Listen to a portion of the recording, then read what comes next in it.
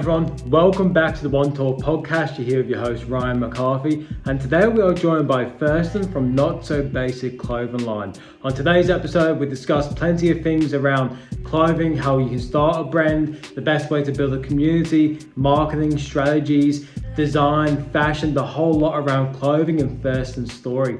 So I'm keen as for you all to dive into today's episode. In other news, if you could please share this podcast around, whether it's on your stories or with a friend or a family member, and if you could please leave the podcast a rating, it means so much and just helping this podcast grow and reaching a larger audience. But without further ado, let's welcome Thurston. Welcome Thurston, how are you, brother? I'm great, man. Thank you for having me here today. No worries at all. It's a pleasure to have you, seeing your brand and what you do. I'm also rapping them right now for the people on camera. Absolutely epic, good material, love it, bro. But also, I want to know the backstory of behind why you got into this line of work, why you wanted to create this mission, and why you wanted to create this clothing apparel as well. Like, what's the purpose behind it, and why did all this begin for you? Yeah, well, I've always kind of been very, very into fashion, from a young age. When I was 16, I started my first fashion line with no really definition behind it or whatnot. But then slowly as I grew older, I realized that people kind of move in pathways and in situations where they don't define what they want to do and they stick to a certain path which they've been given and just tend to follow out. But we really want to put Not So Basic forward for people to move away from that gap and stray away from things, give people memories to remember for life and not only be a part of something and be able to wear a piece of clothing, but be able to connect with not only us, but feel like a much bigger community than what we are currently. And that's what people... going back to the psychology of it, people relate so much to the emotion and that what gets attached to that rather than the actual brand itself. So if you can make an awesome brand and also create an epic emotion attached to that, it's going to ignite so many people to want to be involved with it. Yeah, most definitely. Yeah. We hosted an event not too long ago, which I told you about before, and it was ridiculous the amount of people that turned out. We had about 100 people competing, and then 150 people around just watching that were just passers-by being like, what's happening here?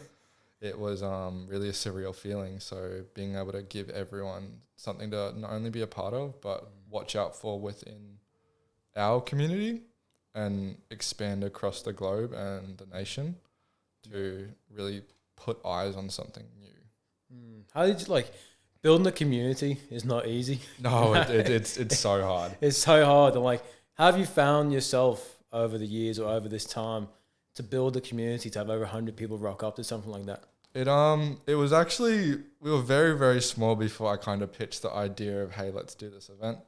But it's very difficult in the sense of pulling people in, because you not only have to get their eyes on you, but also make them believe in the message and that you will do something great with it. Because that's the main problem which we found. But within the marketing side of things, we tried to get very, very up into people's faces to make them feel an emotion and get straight away with the brand. We did this one promotional stunt, I'm not sure if you would have seen it, but for our reversible jackets, we actually put them on, put masks on, got massive QR codes and went into the valley within the city. Yeah. And recorded a bunch of reactions from that. We're mic'd up and people would come up to us, scan the code, get a reaction. Yeah. And then they'd be very, very interested in what we are and be connected from the brand. And there's a few people today which were there for that. Yeah. And I've seen them, copying the newer things, which is great to see because I felt more of a part of it. That's unreal, bro. And it's to create a great brand too, you got to do something different. Yeah. I'm sitting there trying to picture in my own mind, not just clothing brands, but anyone that's marketing something, who's doing things like that. Yeah. I think that's what helps you stand out from the rest. Do you feel like you're able to think deeply into be more creative? Are you a very insightful person? Yeah, it's hard because some days you can't be creative, and you sit down, you'll be like, oh, I need an idea, and just nothing comes to you. But frequently with this type of thing, it nearly hits me out of the blue. I'll be doing one thing and then I'll be like, oh wait, what if we were able to push in this direction and attract people through this pathway? For example, we're planning on doing a scavenger hunt. Yeah. And the way we're going to kind of do that is we want everyone to meet in the same kind of spot we did last time. It's obviously easily accessible all throughout Brisbane. And then from there, be able to give people maps and codes to decipher this thing. That's sick. Give people the ability to feel like they are a part of something and can not only win but succeed, because it's more fun then. It's engaging as well. It's like a type of thing where anyone can do it. Yeah, exactly. It's not just pigeonholed to one demographic of people. It's like it's inviting to everyone, but then you're making everyone feel a part of the one thing. Yeah, absolutely. And that's the hardest part about planning something like that, is that you have to make everyone feel like they can be a part of it. Yeah. Because if it's just limited to certain people and certain skills, then you're very limiting the amount of people you can have within what you're building. Yeah, 100%. And like, for the people watching, you'll be able to see what I'm about to point at. But when it comes to the detail of the clothing, like, where do you start and what do you start on? Because what I'm seeing right now is it's nice material. It's got a good like texture to it as well. Like it's very unique. It's not just like the basic texture you get from a t-shirt. Also the, like what is this called? Like puff print. Puff print. So the puff print, like what is the starting points for when you start to look at building clothing or building designs? Yeah, so we sit down some nights and we'll have, a 2-3 hour brainstorming session, and we'll get all of our ideas out on paper. We'll spit down whether it just be words or references which we like and personally enjoy wearing or think we could buy in the future. Yeah. And then going from there and be like, okay, what do we like about this? What do we like about this? What do we like about the shape and the fit of this? What do we like about the fabric? And how can we implement that in a way which we may have seen before, but can change it by 3 to 5% to make it our own product. Yeah. I can see that with the tracksuit you're wearing too. Yeah, whether it be with the small details or the little placement of things, it's creating a product which people resonate with, but they also notice little changes, whether it be through little metal pieces. Yeah. We have hidden over clothing or embroidery in weird places which people may not expect. Have that uniqueness to it. Yeah. Like I didn't bring any for you today, but we have some very cool stickers which come with the packaging as well, just to build a little identity to the brand. Yeah. Which has been really crazy to focus on all these little details. And that's it. I think people miss the tiny details when it comes to things like, even with myself with podcasts, and it took me a good year to figure out like how to even do this thing, but it was like a year of consistency of just doing it anyway, and then figuring it out, along the way. Yeah, like sticking with it's definitely a huge thing as well. Yeah. Because I see so many people who wish they could start a clothing brand, but they don't understand that the hardest part about it is that a lot of it's just going to feel like punching a brick wall. Yeah. Like shit's not sticking. Oh, absolutely. Like you can swing and you can swing and swing, and then one day it just hits. And that's all it is. You work, pays off a little, work, might not see anything, and then work, boom. Yeah, especially with clothing brands, because it can kind of seem like, if you've never got into that world before, it can kind of seem what's simple, like, oh, we'll get some clothes, we'll sell it to people. Then it's like, all right, you sell it to your friends and family. How are you going to sell beyond that? How are you going to market it? How are you going to reach people that don't even know who you are or what your brand is? And that's when it gets very tricky. So when I see people starting a clothing line, or they have a clothing line, like, I have a lot of respect for them, because I know like how much effort it takes. Like with myself, I've got my OneTalk brand, and like just knowing the amount of energy that gets put into pushing that to the world, it's very commendable. Yeah, it's definitely very, very difficult in terms of the industry itself, because it's obviously ruled by very, very large brands. So pushing yourself out there into community, it's very difficult, but obviously through whether it be connecting to different influences or different cultures, it can definitely be pushed out further. Which one thing we've been looking into getting into is the, I guess, underground rap scene and like hip hop and R&B beats. That's huge in Brisbane at the moment. Yeah. And it's something we all enjoy being around as well. Like if we go out, that's what we want to be hearing, and then we really want to get into that scene. Yeah, that's it. You also just want to connect with the authenticity of who you are, and then I feel like the people who get involved in it also connect with that too. Yeah, like absolutely. Even with the podcast, when I started to, because at the start I was very much trying to do it one particular way, but once I stripped it back down and catered it more towards what I want and like who I want to speak to and what I enjoy, like it's just started growing ridiculously from there. Just because all the authenticity is involved with it. Oh, absolutely. And that's one thing we've been focusing on as well, because we don't want to make something we wouldn't wear. Yeah, like, exactly. Like if we don't like it, what's the point of us even releasing it? Yeah, like you want to design something, like that's fucking dope. Like I'd buy that. Exactly. Yeah. It's like if we don't like it, we don't think we'd wear it. If we don't think we'd buy it, why do we expect anyone else to? Exactly. Going back like into your earlier years, man, like can you picture the first piece of clothing that you looked at and it was just like, that's fucking epic? Like, can you remember your first ever deep interest into clothing? I think it was probably for some reason the Supreme box logo. Yeah.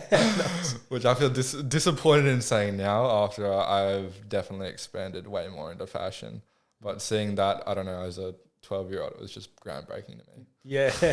Especially because it was stamped everywhere as well. Yeah. It was everywhere. It was just in front of everyone's eyes. Yeah. So like you couldn't escape it. So do you have like inspiration from other brands that you see? Or is it more so of just creating things within your own vision? Yeah, definitely a little bit of inspiration. I've actually been in contact with the owner of Mercha, which is a large brand in Melbourne. I'm not sure if you've heard of them. Yeah. And they have about 60, 70,000 followers at the moment. Epic. And they're doing absolutely great. And I was lucky enough to get in contact and sit on call with Aaron, the owner. Yeah. Lovely dude. And he gave me a bit of insight into what to look out for. And he said, just don't make anything you're not proud of, and then really focus on that authenticity. Make sure you're giving out a product you want and you like. Yeah, that's it. And then from there as well, looking at, we take a lot of aspiration from a lot of UK and London-based brands, whether it be, I'm not sure if you've heard of Named Collective. Yeah. So them, and then Off-White as well, in a way that Virgil spoke about how to change clothing. Yeah, that's it. And you get to see the people's passion behind it. Like someone like Virgil, you can definitely tell like his own uniqueness and passion that he brought to the table. Yeah, definitely. Which then can help your own creativity come out even more. Yeah. It's just we take a lot of inspiration and then focus on, hey, if they did this, why can't we do this? Like what can we do to change it? And we have a lot of interesting things coming that I can show you photos to after this, and it's just ridiculous. It's so good to see like you got the mindset of reaching out to someone who's successful in the space, getting in on calls with them, and just being like a fly in the wall or engaging in that conversation. Because something I say to people is like, if there's something you want to be successful in, find someone that's already successful doing it and just be around those people. Yeah, because you're only going to benefit from it. Exactly. Like there's a lot of people that know more than I do. Yeah. And that's the main thing. So it's like if I think they're at a better position than me, why shouldn't I have an open ear and listen to them? Like there's no point in me over talking them and not listening to what they have to say, because at the end of the day, everything they say can be useful. Yeah, exactly. There's something like, because you're going to skip all of the pain along the way if you learn from other people's mistakes.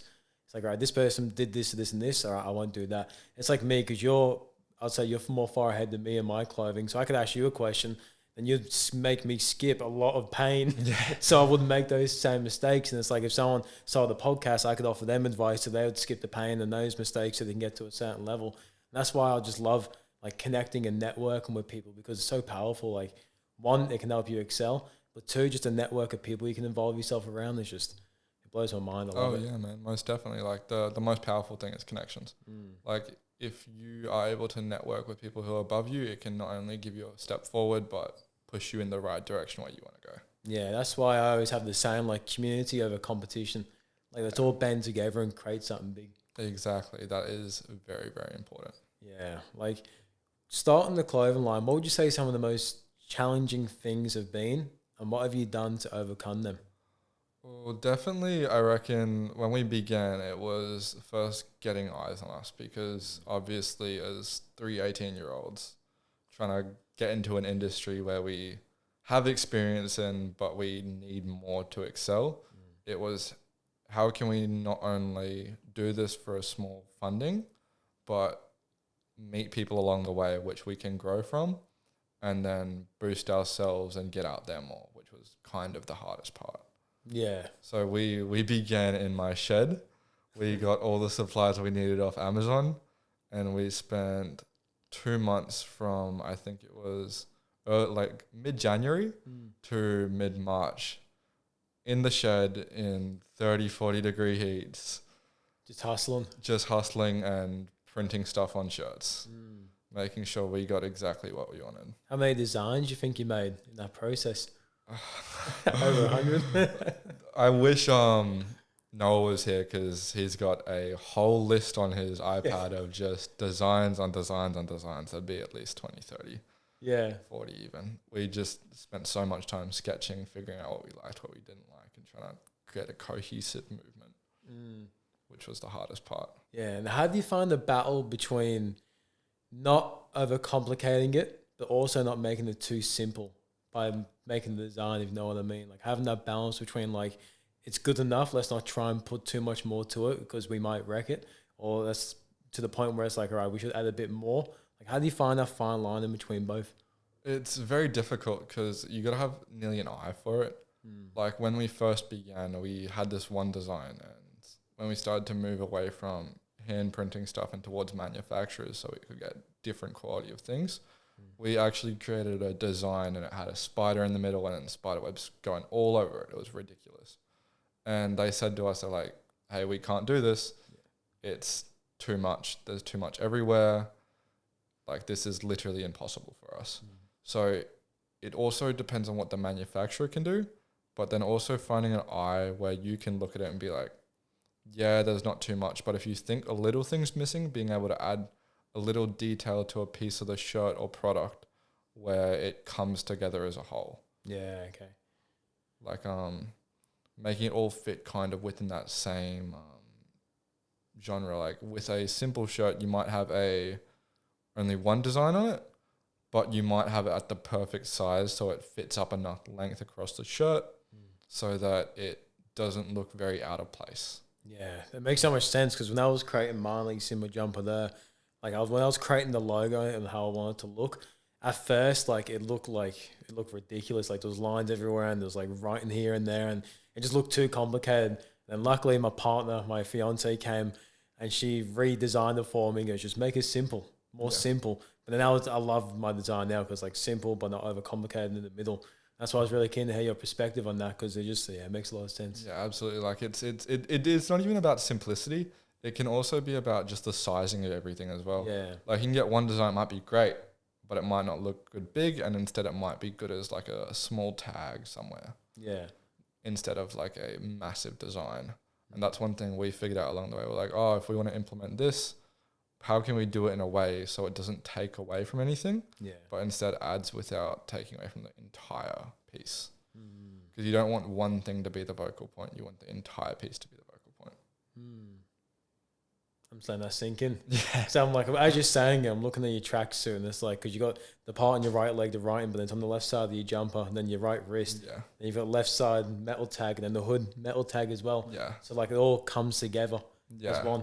And then even when the like hoodie's not on, we have all custom sizing tags, which aren't specifically of the brand, but have something that resonates with it. Like on the tags within the hoodies and shirts and whatnot, it says "You're so fucking basic."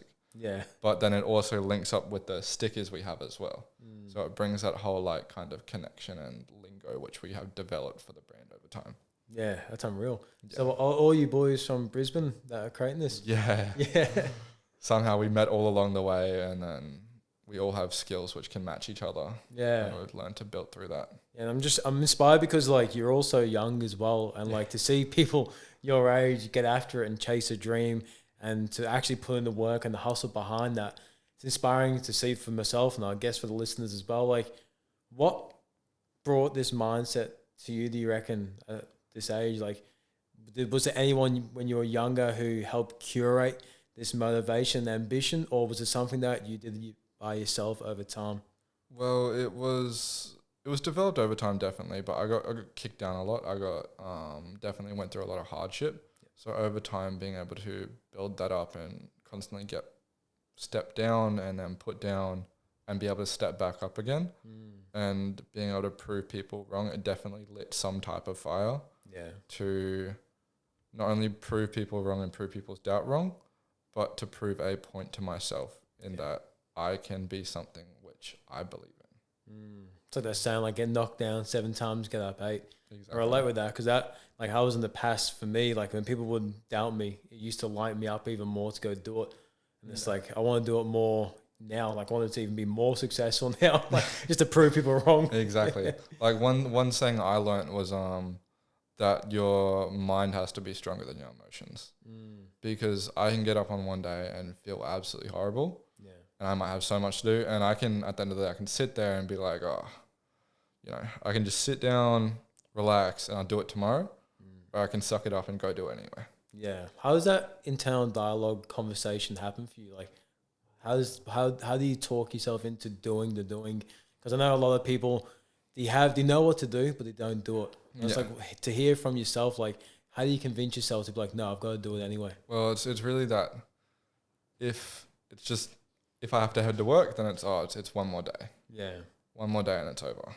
And then kind of tricking my mind into, it might be at the gym, one more rep and it's done. Yeah. And then you get to the next one and it's like, here again, one more rep. One more, yeah. And it's just that one more of I can take that next step, so I will take that next step. I relate with that too, because I literally say that to people, like, one more day. Because like you think about it, like one more day, there's 365 days in the year. So look at one more day as 1 more percent. At the end of the year, that's 365% further than you would have been to begin with. It's like, can you imagine the growth within that? And then if you X that by 5 years, like the growth that you're going to have within that time period is going to be huge. Yeah, if you just stick to the 1 more day. Like, really just persevering through it at all costs. Like there might be days you wake up and it's just like, I really don't think I can do this anymore. I feel a bit sick. It's like, you got to push through that though to achieve results which aren't common. Like one of my favorite quotes I learned over time was that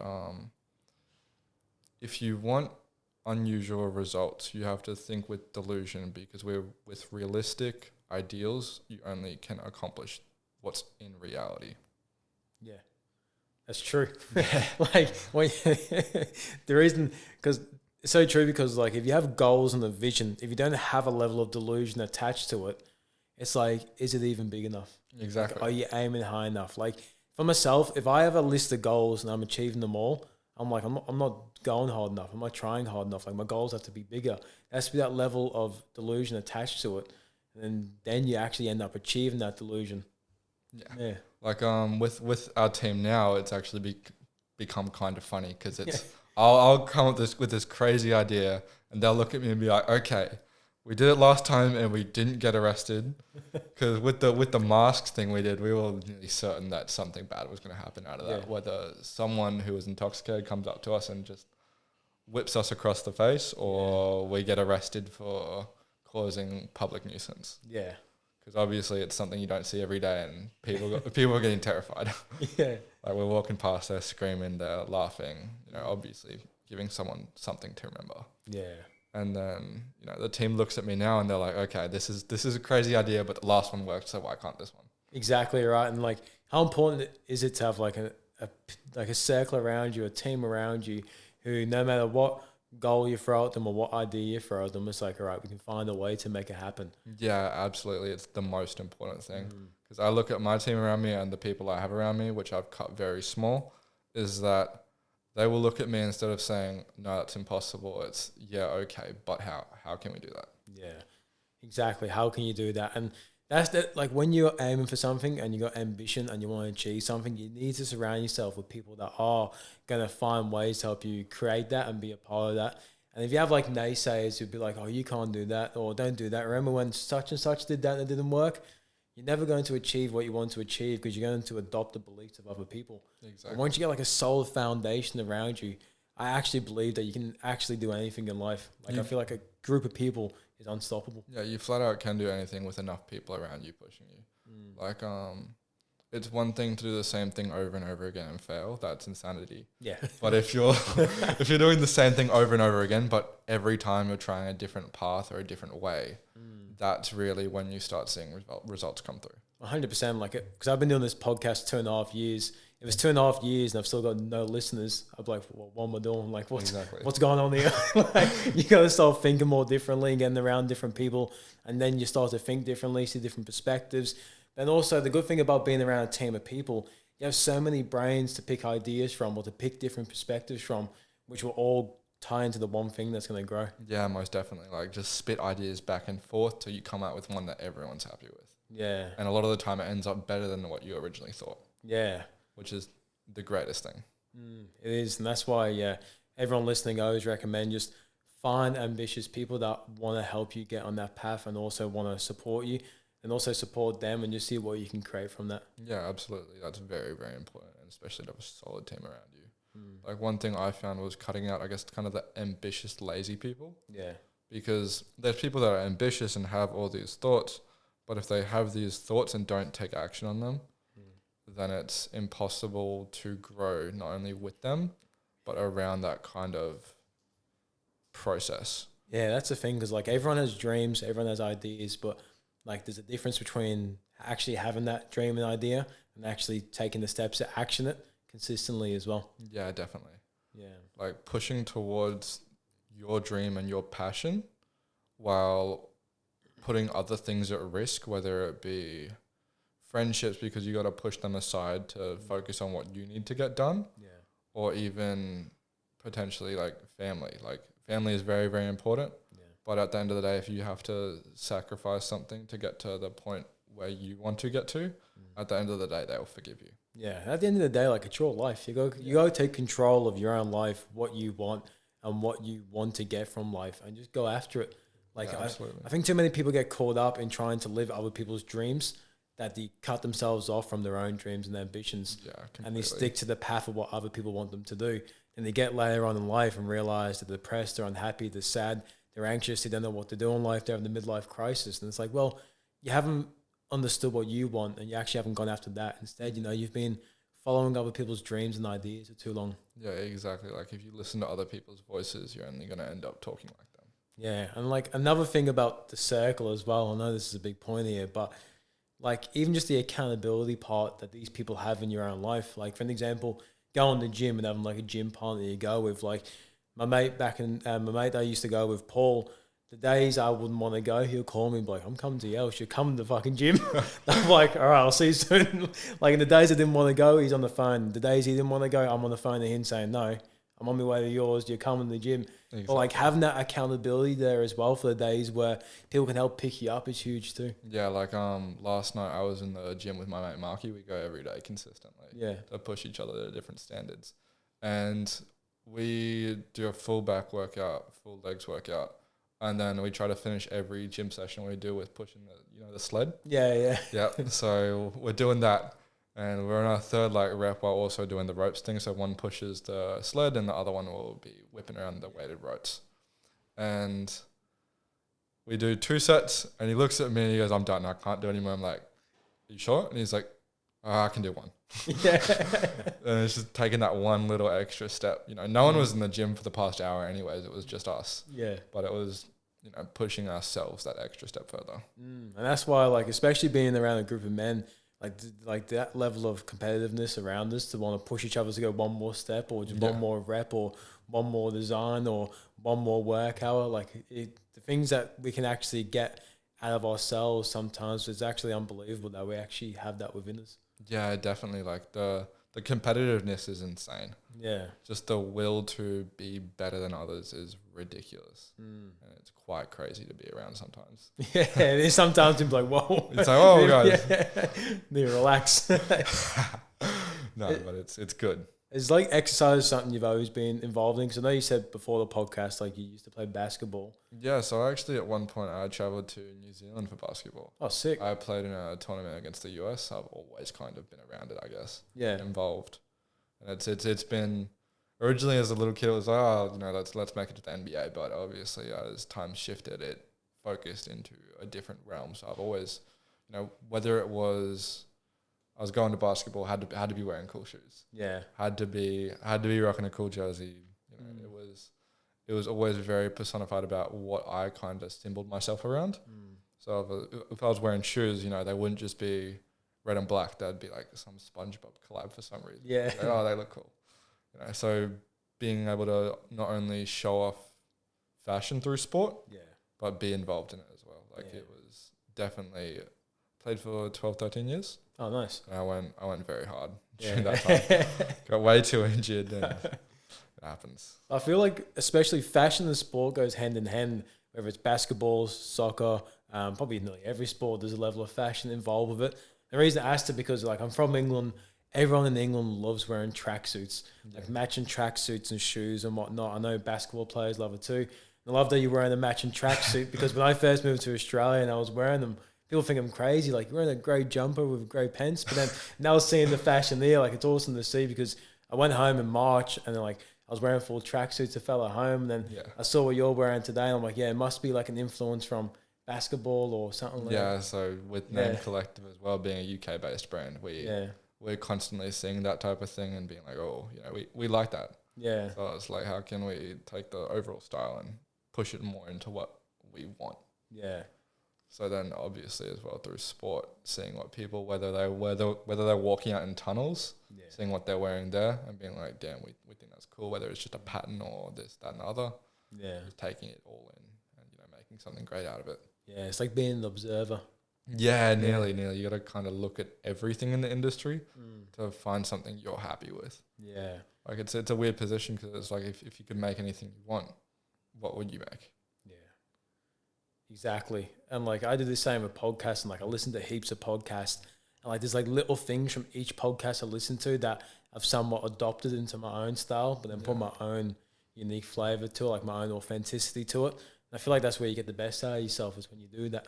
Yeah, definitely. When you take in from other people, but then can spit it back out in a way which you digested it best in. Yeah, and with Not So Basic, like, do you want to branch out to like other parts of like? Do you want to get into shoes? Do you want to get into hats? Like, what's the long-term vision with? Long-term vision, we're definitely kind of expanding into everything. Yeah. We have a few things in the works. So we got these tracksuits obviously coming. We have the next collection, we're branching into sweatshorts, t-shirts, fitted caps. Yeah. And then from there as well, just cargo pants, belts. We're going to range more into the accessories as well. Yeah. So we can obviously start pushing out a cheaper price range for that. Yeah. Because not everyone can afford, $120 jacket. Yeah. But, they'd be more than happy to buy like a $10 pack of stickers or, like a $80 skateboard if that's what they're into. Yeah, exactly. It's having that range for everyone. Was it hard to like pinpoint a price range at first when you first started the clothing? Definitely it was looking at kind of, I guess, like the competitive market and seeing what is out there already, what quality do we have and where can we compare it, and then also giving a price range in which we feel comfortable being like, hey, that's the right price for what we are building and making. Because obviously we want to not only give people an affordable price, but give something where we're like, it establishes us as in having some pride. Yeah, exactly. You don't want to sell yourself short either. Yeah, because I see way too many TikTok brands, especially around nowadays, and they'll be like, $30 for a hoodie. Yeah. And it's like, if it's $30, that usually triggers you straight away. It's like, maybe it's not the best. Yeah, I was going to say $30. It's like, what type of quality is that? Like I'm thinking right now, like what quality could you even get for $30? There's not much, especially like if you want to make a profit with that. Exactly. It's like, maybe they're just going to Target and then rebranding it slightly. Yeah. It's really looking at kind of what else is out there and comparing ourselves and being like, okay, having that pride and then making other people believe, hey, it's worth that much. Yeah. Like, what's the price of this shirt? At the moment, I think 45. 45? Yeah. That's a really good price for the shirt, like for the quality of it. For the quality of it, we tried to make it as best we could. We tried to find the best manufacturer we possibly could for those. And a lot of people don't understand that there's not much profit in clothing, specifically, especially when early. Yeah. Like, because all the little custom details we put in all need molds. They all need specific cuts if we're changing the style of it. Like with those ones specifically, they have dropped shoulders. So instead of finishing around here, they cut off around here, which even that, manufacturers charge extra for because they're like, it's different to what we usually do. And then the custom tagging at the back or custom sizing as well. Yeah. So if you look at yours, it's not a medium, it's listed as a small medium. And same with that one, it's a large XL. Yeah. So everything custom sized to fit differently and slightly baggier and boxier to kind of a normal t-shirt or a normal hoodie. Yeah. Yeah, it's true, because I like to drop shoulders as well, like on t-shirts. Like it's Yeah, probably one of my favorite designs. It's Kate Mountain clothing, like for like it's shirts and the fitting. yeah, Yeah, it just fits so much better than that kind of cut off up here, finishing here, and that's yeah, one thing we've kind of really been able to tell is what we like mm. and make those little changes into making a piece we're comfortable with. Yeah. Like if there's someone out there that wants to start a clothing line, and they're literally just at the idea stage, like what advice would you give to that person? Definitely focus on getting a group of people around you which are like-minded, because as much as people try to do this thing themselves, it's impossible to do by yourself. Yeah. We tried it. It was me and Noah originally, and we started in a shed. We were up till midnight, 1 a.m. in the morning, several nights in a row, whether it be us sitting down designing, and we'd nearly come to a standstill some nights. We'd be like, ah. And even with 2 people, it's hard. Like now we have a team of, I think, 4 or 5 main people on board, and we all kind of sit down together and pitch in ideas. And it's not only you get criticism on your idea, Yeah. but you find an idea in which everyone likes and everyone can build towards. And not only that, everyone has different skill sets. Yeah. So being able to have a little team, even though at the end of the day, if you're planning on starting a clothing brand, you might have kind of your voice pushed the most. But if you have a little team, you're getting other ideas on how to improve things, and you're not living in thinking and seeing through rose-colored glasses constantly. Yeah. And then you got like 5 other people bringing value to the table as well. Exactly. Like on the end of that, like how do you know the people that you are surrounding yourself are the right people, like the people you're picking for the team? Like how do you know? It's very difficult because at one part, whether they are friends or not, you want to kind of have that full belief in them and trust that, hey, no matter who I'll bring on, they're right. But at the end of the day, it's just, you can kind of tell after having or trying to bring someone on whether they'd actually be interested in it or not. So if we're looking for a new designer, we want someone, I guess, with open minds or wanting to be a part of it and spitballing ideas, and we can not only have a laugh with, but also sit down and get to work when work needs to be done. That's it. Like you want that personal connection, but also the commitment. Yeah. Never end of it as well. And being able to be like, hey, I need this done by this time. And them not be like, oh, I can't because of this. Instead, finding ways to work around it. Yeah. I think that's a great insight. Everyone has to be committed to kind of the same goal. Yeah, especially if you want to push forward. Yeah. And like with Notsobasic, like what's the long-term vision with, like, do you want to stay online, or do you want to have shop front, or do you want to get into other retailers? Like, I think if you want to share that. I think definitely pushing forward, we wanted to stay kind of mostly online to keep that kind of supply and demand and only give out what we feel comfortable with. Yeah. Because obviously expanding into stores, it may bring more eyes on our brand, but we're not about how many people are with us. It's about what we can build and how much we can make our community feel. Yeah. What we can make them be a part of. And if we're obviously in retailers, it kind of destroys that purpose. Like I'd much rather run a pop-up store and 20 people show up and I'll laugh with those 20 people for 5-10 minutes each than chuck it in some random shop and be like, just give us this much. It's not what we're about. Yeah, and you mixed in with all the other clothing designs and they might get lost in there, at least. And that way you can still keep the personality tied to the brand. Exactly. Like if it's still online, if you have control over it all. Exactly. Like I've had ideas for, I guess, kind of pop-ups and stuff I want to do for our 1-year anniversary. And I wanted to either rent out like a warehouse or a small function area and be able to, I guess, kind of hang, whether it be LED signs everywhere, Polaroids, which we've taken throughout the time. Like our whole first drop we released, we took Polaroids every photo shoot. Yeah. So we have all Polaroids from literally the first day, us making it in the shed. Sick. And it would just be so crazy to be able to hang them up on the wall there so everyone can see where we've come from and what we've built over time and how we've improved. Yeah, and taking more Polaroids and put them at the 2nd-year anniversary and then the 3rd and the 4th. Exactly. Like it'd just be insane, and especially to host a pop-up store, we can kind of fully control that and make it how we want. Yeah. Whether it be everyone waiting in line, first come, first serve, gets this.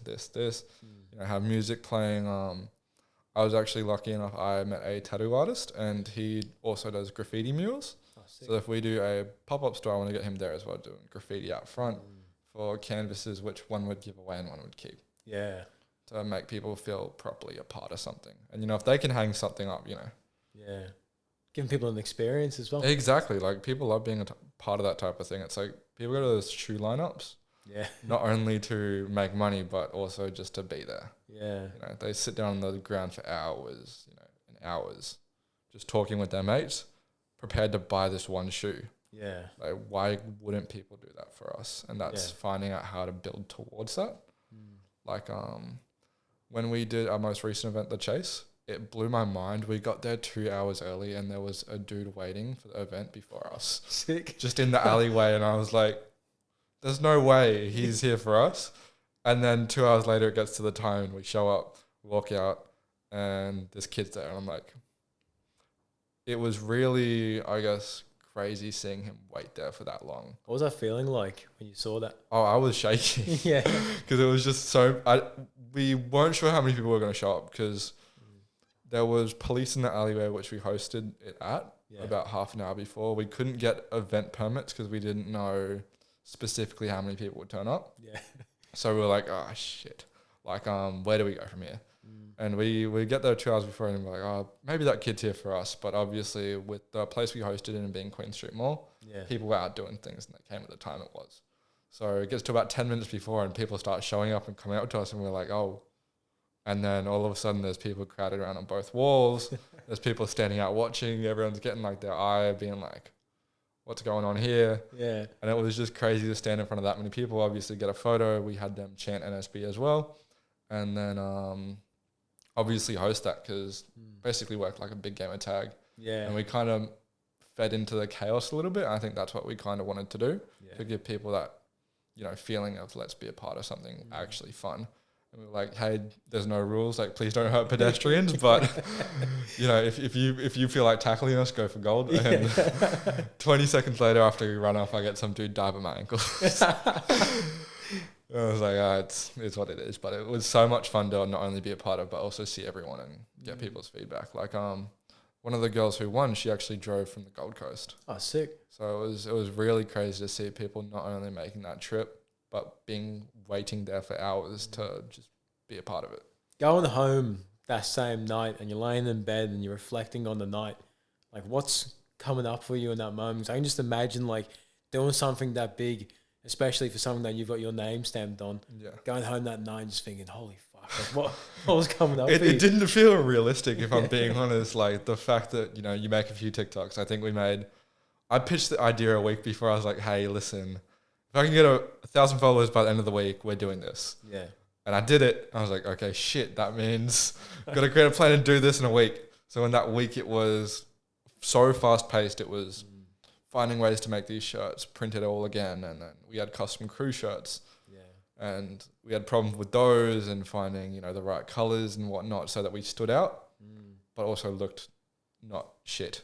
Yeah. So doing that as well was kind of crazy, figuring out designs for that. And then getting home that night was just, it was unreal. Like tried to keep it cool around everyone else and then getting home and just like, I can't believe that worked. Yeah, we pulled that off. It's like, holy shit. Yeah.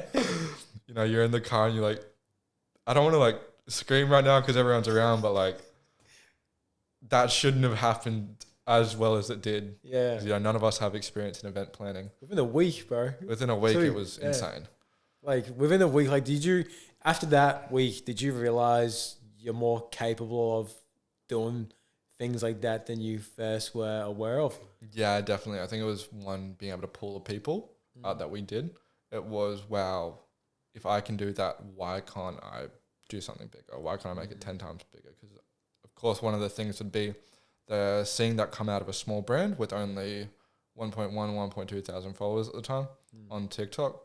And they're like, surely not. Yeah. So us being able to not only show receipts and proof to what we were able to accomplish and do and what people were able to be a part of, but it just means that when we go ahead to perform our next one, it's going to be 10 times bigger because people are going to know that people are willing to show up. Yeah, 100%. You'll probably have a little bit longer than the week to plan for it as well. But like the good thing about that short deadline as well, especially for the first big one, is that it leaves no room for procrastination. Yeah. Like it's just like, we just got to make it work. We got to do it. Exactly. We got to pull this off. And you know, once you kind of make that post, it's like, can't really go back now. Yeah, it can't go back now. Exactly.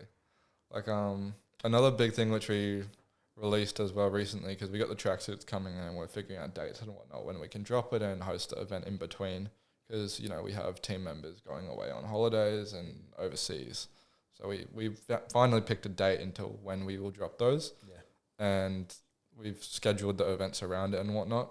And so what we did is we actually released our family and friends account recently, which I think you might have seen. Yeah, I've seen that. And with that, we were able to not only, I guess, kind of get a closer connection with people what we want, but be able to more frequently post, because everything we are posting to the main account obviously has to be more curated. Yeah, okay. Because you can only show people what you want to see as it's to the public. Yeah. But when it's to that closer group of people which, are consuming what you're putting out there and are willing to be a part of it and are showing up to these events, we want to give them that content which most people won't see. Yeah, that's good advice for people, because you don't want to flood the main page just with quantity. Exactly. Like creating that second bit where people can get all the quantity and go back to the main page, and that's where like the main pieces are for the clothing. Yeah, like one thing I found as well, which when it came to advertising, is the more people see your stuff, the more willing they are to unfollow. Yeah. Which is so true, because when it comes to me, I don't follow very many people because I get tired of seeing people's things. Yeah. Like if something's just spamming my feed or constantly coming up and up again, if it's just the same content or the same product done over and over again, I get tired of seeing it. I get rid of it. So get bored. Yeah. Taking a step back and looking at it from someone else's perspective is definitely interesting as well. That makes so much sense. Cause sometimes I'll be following an account and like you said, you see something so many times and it's like, all right, well, like I've seen it now, like what now? And then you kind of get bored of it and then you want to unfollow. So that's actually, a really good piece of advice for people there, like for content creation, for marketing, for strategies, to be able to create that second account so you have something for the quantity. Then that way you're still keeping a strong following for the main place. Yeah, absolutely. Like whether it be creating content for a product, it's like if I can put the product here or a song, and I can say you have one idea, whether it be, say we're dropping a song. Yeah. With the song, I have obviously the music video. That's one piece of content. I have the behind the scenes. That's another piece of content. I have a voiceover into what actually came through the song, the meaning behind it. And then I may have like a kind of like guessing more fun interactive one, whether it be like guess the lyric, this is dropping this time, giving people more information on the thing. So it's taking that one form of content and being able to branch out in like 4 or 5 different ways, because you go from having one video on one topic to having 5 different videos which people won't get tired of on the same topic. Yeah. Like getting into this line of work, man, like did you realize how many skills you go on to learn by starting the clothing line? Like marketing, strategy, networking, connection, running events, designing, creativity. Like you probably learn at least 15 skills in different areas. Yeah, it's definitely taking me back, because I did sit down the other day and I was like, what else can I do with what I've learned? Because it's like I can mix it into so much, and the ability to not only create content but market content as well is so strong. Yeah. And to anyone watching, I do recommend that, hey, look into it, because it is useful in so many areas of life, especially when funding your own business. Yeah. Because you can sell a bad product with good marketing. Yeah, that's so true. Yeah. It's like that whole thing on Wolf of Wall Street, like sell me this pen, like you can sell anything. Exactly. Like, you can sell 5 cents for $1 if you got good marketing behind it. Yeah, like look at Macca's. It's not the most nutritional food. Exactly. Their marketing is so good, and it's like instinct now just to go there. Exactly. You can't get away from it. Yeah. It's as soon as you have the right marketing behind something, it's really unstoppable. And that's one thing I kind of learned, was that if we're putting and getting in front of people, how can we make it so they don't forget us? And that's kind of what we're building through family and friends. Yeah. It's a very tight-knit community, so people don't let go. It's like if they unfollow us, they can rejoin, but it's like, why would they bother if they want to be in the first place? Yeah, like if they want to be involved in the community and the events coming up and the clothing and all the other things that you're doing. Like when is the first year anniversary? When is that?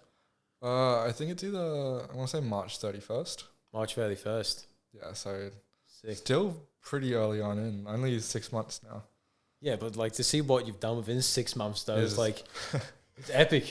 Yeah, it's crazy, and you know, I guess seeing what other people have also done in that time as well and what we've learnt is ridiculous. Like the amount of people we've met along the way has been incredible. Yeah. And what we've been able to learn and put forward and grow not only as people but as a collective is ridiculous. Like now we get together, we sit down, and what used to be a 3-hour meeting is now we can smash it out in half an hour and get so much more done. Just straight to the point, more productive. Exactly. Yeah. Exactly. Like it has been ridiculous, and now we are really focusing on, I guess, kind of putting our name out there. We want to kind of get that stamp on the fashion game as a whole, because we don't want to be a brand. We want to be a collective and a community. Yeah, most definitely. Like, do you reflect over the last 6 months and you think, I feel like I've been doing this for years? Yeah, it's ridiculous. We sit down all the time and we're like, when did we actually start this? Has it been 6 months, surely? Because it gets so deep in, and you're like, I've been working on this all night. Yeah. I've had this idea for the past week. And it comes from something which happened a month ago, which we've finally gone back and touched up. Yeah. So it's pretty ridiculous properly sitting down and realizing how little time has actually passed. Yeah. But at the end of the day, it's only because we've been so consistent. Yeah. Like most people won't make it to the point we're at. And I think that's what we've realized, that, hey, you know, we've passed that kind of jump out and go home point. Yeah. We're in too deep. We're building something bigger than us now.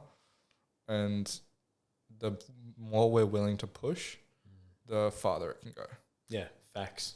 Yeah. Honestly, bro, like what's some of the things people need to look out for Not So Basic in like the near future? Say like within the next 6 months or the next 3 months, like what's some things people should be aware of? I can definitely give within the next month, 2, 3, maybe even.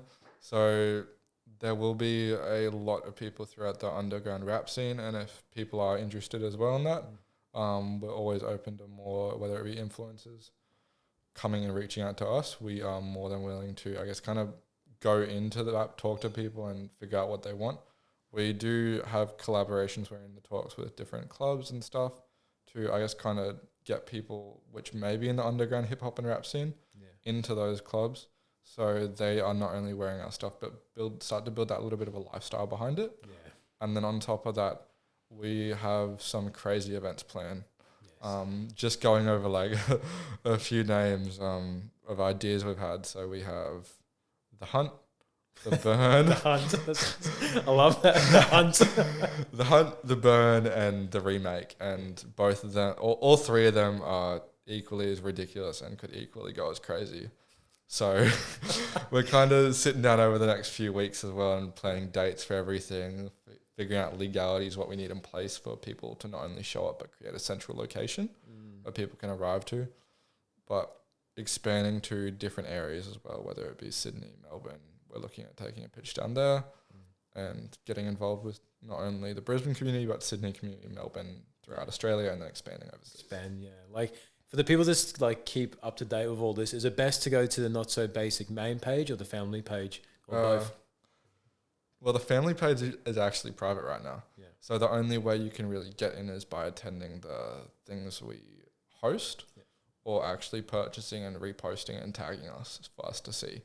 Because we want to see people wearing our things, doing cool stuff, whether it be making a drawing, whether it be making a mural, whether it be going to get something crazy like a tattoo, or just doing something which they think resembles us. If we see you doing that, then we are more than happy to let you into family friends if you're carrying that spirit which we believe in. And it's fam. Exactly, which is that chaos and, you know, rebellion against kind of the norms. Like we want to create something different around people and for something that the average person can't just be a part of.